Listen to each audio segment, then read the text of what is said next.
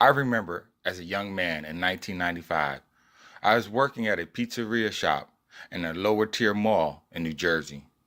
On my breaks, I would go down to the arcade, and on this one particular time, I was in for a special treat.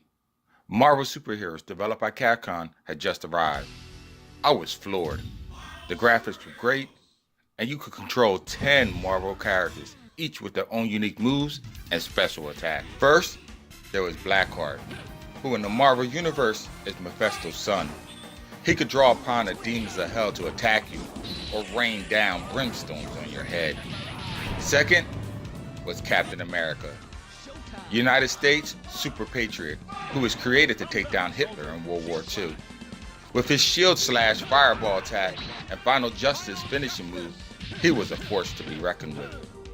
Third was the Incredible Hulk, who would bulldoze you down with his Gamma Charge or lay you to waste with his Gamma Crush, where he descends upon you with a giant boulder. Fourth, the Invincible Iron Man. He was cool because he had a whole repertoire of attacks, from smart bombs that fell upon you on a trajectory angle to the unibeam that caught you in midair. If that didn't finish you, then the dreaded proton cannon certainly would. I'm sure when your opponent saw this massive cannon, they involuntarily soiled their pants. Fifth was the unstoppable Juggernaut that took up half of the screen. This guy was truly massive. No wonder he would give the X-Men such trouble. Any one of his moves seemed devastating, but the most was his Juggernaut head crush. Sixth, and personal favorite, was the master of magnetism, Magneto. He could pretty much just hover around the screen, making him invulnerable to ground attacks. From a distance, he could hammer you with his electro and magnetic disruptors, bringing you to him Scorpion style with his hypergrav will finish you off with the dreaded magnetic shockwave. Personally, I love this guy.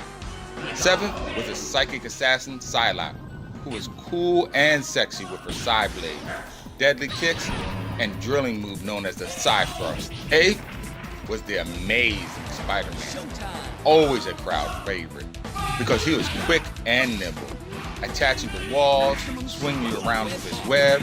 But what's really cool was his maximum spider move, where he would assail you with a barrage of attacks that would make your head spin. Ninth was the Berserker Wolverine, who was short but fast. If you weren't careful, you could be diced up quickly with a Tornado Claw, Berserker Barrage, or the Weapon X super move. Which leads me to the last 10th playable character, Shuma Gorath. Now at this point in my life, I have been reading Marvel for a few years, and I have not even heard of this character. Nevertheless, the desire to play him with his octopus-like appendages. But it turns out that this guy is a Doctor Strange adversary, whose first appearance was in Marvel Premiere, issue number 5. When used properly, he could be quite effective, with his Mystic Stare and Chaos Dimension. The game had 2 bosses you had to defeat if you played it by yourself.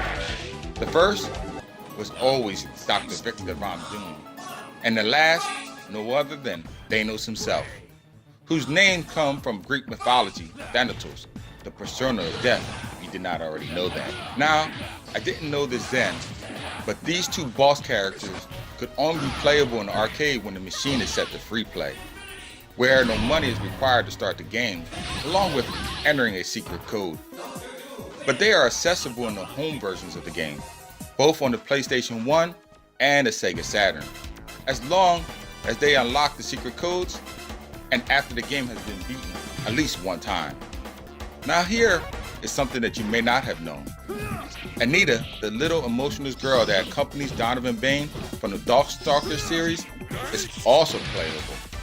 Why they decided to put her in the game is anyone's guess. The main feature though, in my opinion, that made this game cool at the time was the idea of throwing 6 Infinity Stones randomly into the battle, each possessing different qualities.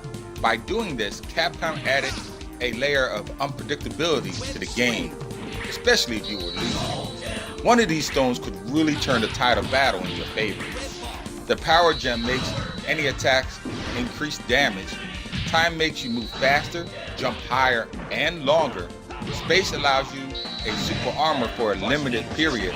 Mind slowly fills your infinity gauge. Soul recovers your life bar. And the reality gem fires projectiles when you press punch or kick. Or if you prefer, simply taunt your enemy. Now, if you get a chance to play this classic game, don't pass it up, as I feel it still holds up well today, even against modern fighting games. The sprites are beautiful, the controls are tight and responsive, along with the characters staying true to their comic personas. As a comic fan, that one element alone makes this game very satisfying. Well, that's it until the next video. Please check out my YouTube channel for all things comic related. And until next time, keep reading, my friends.